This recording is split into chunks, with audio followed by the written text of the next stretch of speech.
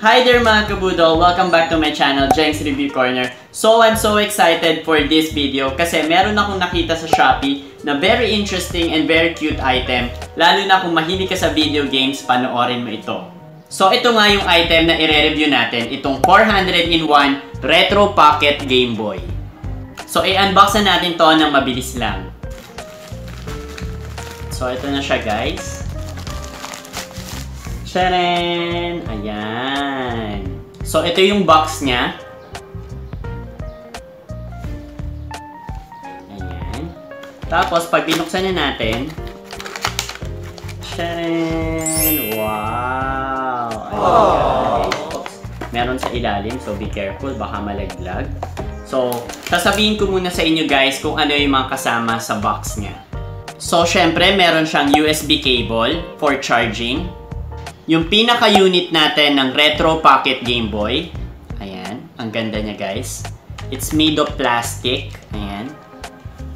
Tapos sa likod niya, ayan, meron na rin siyang kasamang battery. Ayan. So itong battery niya is 600 mAh lithium-ion rechargeable battery. So tumatagal siya guys ng 3 to 4 hours of continuous gameplay. O diba? Ang tagal na rin nun. So guys, itong unit natin is meron ding different colors available. So ako itong pinili ko is color blue. Pero kung gusto nyo ng ibang kulay, meron din naman kayong pagpipilian. And itong unit natin is merong screen na 3 inches. Tapos meron din siyang 2 available language na Chinese and English. Syempre doon tayo sa English kasi hindi naman tayo marunong mag-Chinese. So bukod dito sa unit natin guys, meron din siyang kasamang AV cable. Ayan. Kasi pwede nyo siyang i-connect sa television nyo. O diba? Ang bongga nun. And para mas masaya, meron din siyang extra controller, guys. Ayan. Para pwede kayong makipaglaro sa mga friends nyo. Pwede kayong mag 2 players. So, tignan natin tong controller niya. Buksan natin. Ayan. O diba? So, it's literally made of plastic. Ayan. Sobrang gaang lang niya, guys. So, wag na wag kayong mag-expect masyado ng high quality materials. Kasi, guys, ang mura lang nito. So, sasabihin ko sa inyo yung presyo niya later sa video. As in, super affordable lang siya.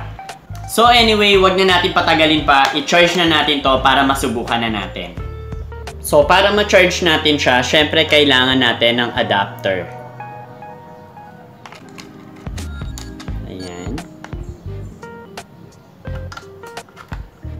Tapos, ikakabit nyo lang siya dito.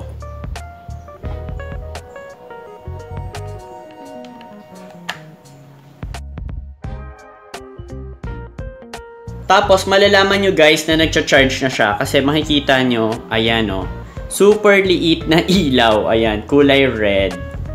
Ayan. So, kapag meron na yung kulay red na ilaw na yan, ibig sabihin, nagcha-charge na siya. A few moments later.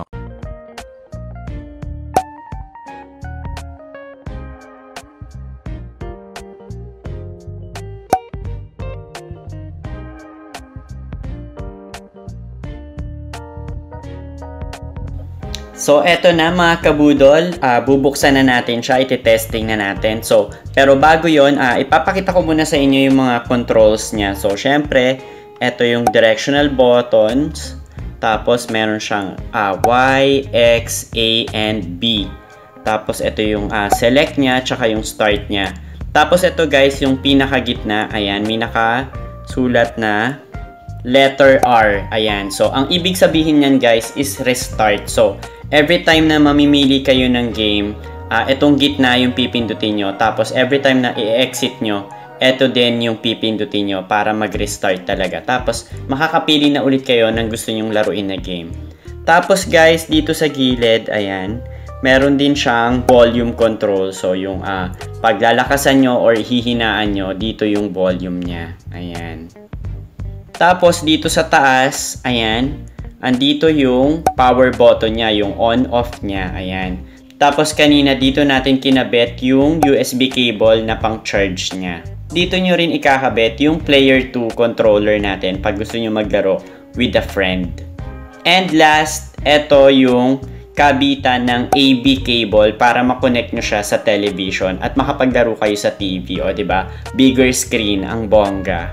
So, hindi ko napapatagalin pa mga kabudol. Buksan na natin. Ayan, na-excite na ako. Ayan. Okay. So, meron siyang sound na ganyan. Ayan.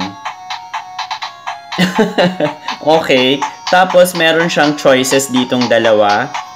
Ayan. Kung nakikita nyo, ayan. Yung number 1 is Chinese. And yung number 2, English. Ayan. So, syempre, pipindutin natin yung English. So, press start para yun yung mapili nyo. Ayan na siya. O, diba? Ang bongga. 400 in 1. O, diba? Ang dami nun, guys. Ang daming games nun. So, wait. Patayin ko yung ring light ko para mas makita pa natin yung screen niya. Ayan. O, diba? Patayin na rin natin to. Okay. So, ayan na guys. Kitang-kita na yung 3 inches screen niya. O, diba? Ang ganda. Tapos, yung battery niya, ayan o. Kulay blue yung ilaw. So, I guess fully charged talaga siya. So, anyway. Ayan na. Kung nababasa nyo, yung number 1 niya is Super Mario. Ayan, nakalagay. So, meron ding marami. Puro Mario. Ang daming version ng Mario. Meron ding Dr. Mario. Ayan. Mario Brothers. Mario World 3. Ayan. So, sa Mario pa lang, ang daming version na. Tapos, ayan, merong Turtles. I think, yung Turtles na yun is Ninja Turtles yan. Tapos, syempre, meron din Contra. Contra 7. Ayan. Tapos, meron ng mga, ayan o, may Adventure Island. Naku, gustong-gusto natin yung Adventure Island. Very nostalgic kapag nilaro natin yan. So, anyway, itry muna natin yung isang game. So, syempre, mag-start tayo dito sa Mario. So, press lang natin yung start. Ayan na siya, guys. O, diba? Ang cute. So, 1 player lang muna tayo, syempre. Ayan na. Ayan. Kita niyo ba? Okay. Okay. Nakakatawa, guys. Oh my God.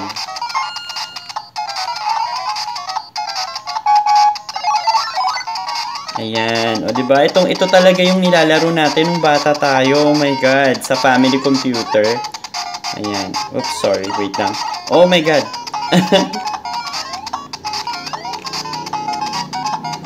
Ayan.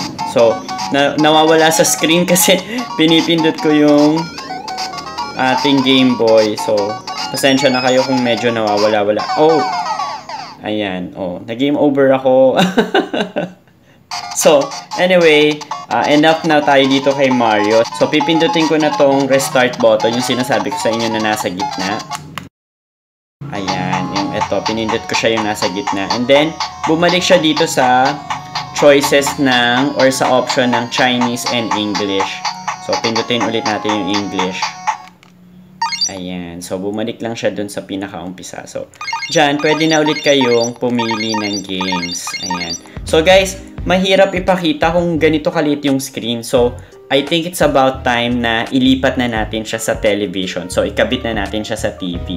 At saka, subukan natin kung gagana yung 2 players niya. So, guys, reminder lang. So, bago nyo pa ikabit itong Retro Pocket Game Boy natin sa television nyo, make sure na nakapatay o naka-turn off yung television nyo at saka itong retro game nyo. So, huwag nyo siyang isasaksak kahit isa sa kanila na naka-open. So, dapat pareha silang naka-off bago nyo pa ikabit itong AV cable natin. So, ikabit na natin. So, syempre, ito, sa pula siya. Ayan. Tapos, this one, syempre, sa kulay dilaw nyo rin ikakabit. So, eto naman, syempre, dito. Ayan. Tapos, guys, ang uunahin yung buksan, syempre, yung television nyo. So, ilalagay nyo siya sa AV. So, eto na, nakalagay na yung TV namin sa AV. So, guys, bubuksan na natin to. Pero bago yon, bibitinin ko muna kayo ng sobrang saglit lang. If you're enjoying this video, please paki-like nyo naman.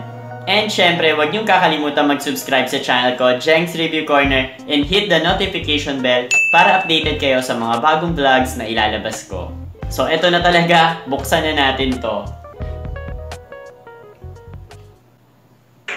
Tcharan! Ayan! Oh my God! So, ayan siya. Yung volume niya napunta na rin syempre sa TV. Ayan. So, kontrolin natin dito syempre. So, English pa rin. Ayan. O, diba? So, kung ano siya dito kanina sa 3 inches screen niya, yun na yun din yung lumabas sa television natin. So, ang galing oo, diba? Ang cute, natutuwa ako. So, pili tayo ng isang game para masubukan natin. So, ito yung gusto ko, yung Galaga.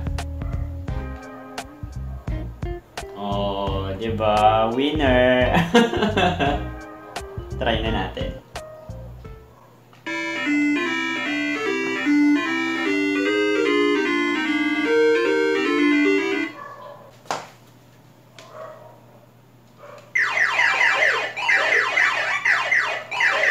Okay.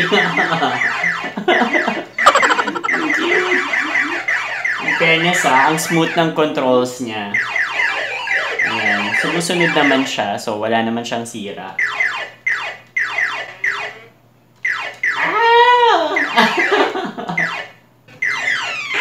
Oh my God! I'm hit. Oh my God. Okay, so i-pause muna natin to guys. So, guys, meron lang sasabihin saglit. So, medyo nababother lang ako kasi itong cable niya, itong AV cable niya na nagko-connect sa TV tsaka dito sa game console natin. Medyo maikli siya. Ayan o. So kung lalayo ka sa TV, ayan, ganyan lang siya kalapit. So, medyo malapit ka talaga sa TV kapag ginamit mo to. Lalo na kung kids yung gagamit nito, sobrang lapit nila sa TV. So, baka at a young age ma-damage or baka lumabo agad yung mga mata nila. So, I advise guys na pwede naman sila maglaro nito syempre. Bakit hindi? Pero, iklian nyo na lang yung oras ng paglalaro nila. Kasi ayan guys, so, ang lapit lang nung cable. So, ang ikli. So, talagang medyo malapit sila sa TV kapag ginamit nila to. Pero aside from that, okay naman siya. Goods na goods. Maganda siya. So anyway, subukan naman natin itong Player 2 controller niya. So syempre gustong-gusto natin yan na meron tayong kalaro, di ba? So itong cable niya, ikakabit lang natin dito sa taas nitong retro game natin. Ayan, so ganyan siya. So restart muna natin ulit.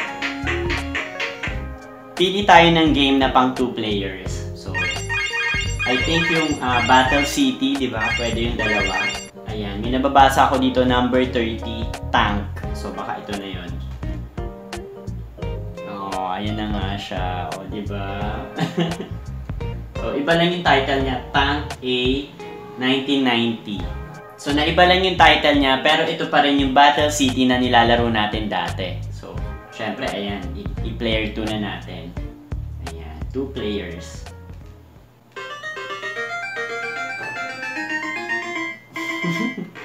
Ayan. So, dalawa kami. Ayan, no. Ito yung isa. So, hindi pa syempre gumagalaw yung isa kasi wala naman akong kasama dito. So, yung player 1, okay naman. Good. Ayan. So, subukan ko naman tong player 2. Ayan. Okay. Nice. Gumagalaw din siya, guys. Ito.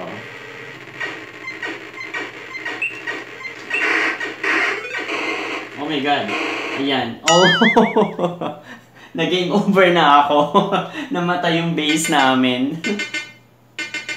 So, in fairness, gumagana yung player 2. Nakaka-enjoy to guys pag dalawa talaga kayo, in fairness. So anyway, ipapakita ko pa sa inyo guys yung ibang games na nandito sa game list ng retro game natin. So 400 in 1 siya. So ipapakita ko sa inyo guys yung mga iba dito. So here it is.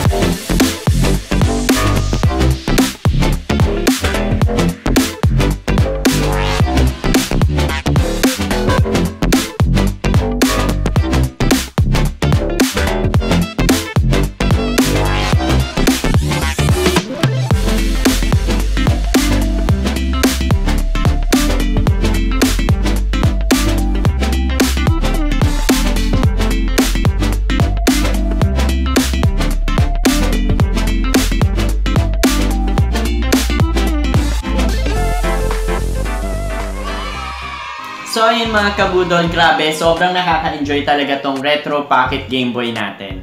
Well, napakadami niya talagang games na laman guys, and marami pa akong hindi napakita sa inyo sa video na to. Kaya naman kung meron kayong game na gustong ipahanap sa akin, i-comment nyo lang yan. Well, para sa akin, masasabi ko na sobrang sulit nitong item na to. Imagine, mura lang to guys, and babalik ka talaga sa pagkabata mo. Sobrang nostalgic. Mag-e-enjoy ka talaga.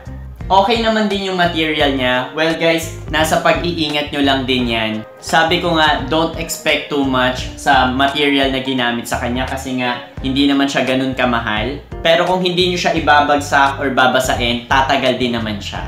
And talaga nakakatuwa na pwede mo siyang laruin sa television nyo. And at the same time, pwede mo siyang dalhin kahit saan at ma-enjoy mo rin. I'm telling you mga kabudol, sulit na sulit to. So kung gusto niyo na rin bumili nito, meron kayong pagpipilian na dalawang option. So yung una guys is itong Retro Portable Pocket Game Boy lang natin. Pwedeng bumili kayo niyan ng walang second controller. So kung single player lang guys, ang price niya is 289 pesos. Pero kung gusto niyo naman yung kagaya sa akin na ganito, na pwede kayong maglaro up to 2 players, ang price naman nito is 335 pesos. Again, nabili ko to sa Shopee and ang name ng seller doon is Super Goods. So ilalagay ko na lang din yung link ni seller sa description nitong video na to para kung gusto niyo nang mag-add to cart at mag-checkout, i-click nyo na lang yun. So there you have it guys. Thank you so much for watching. Sana meron ulit kayong nalaman na magandang item dito sa YouTube channel ko. Ingat tayo palagi. God bless and remember, stay cute!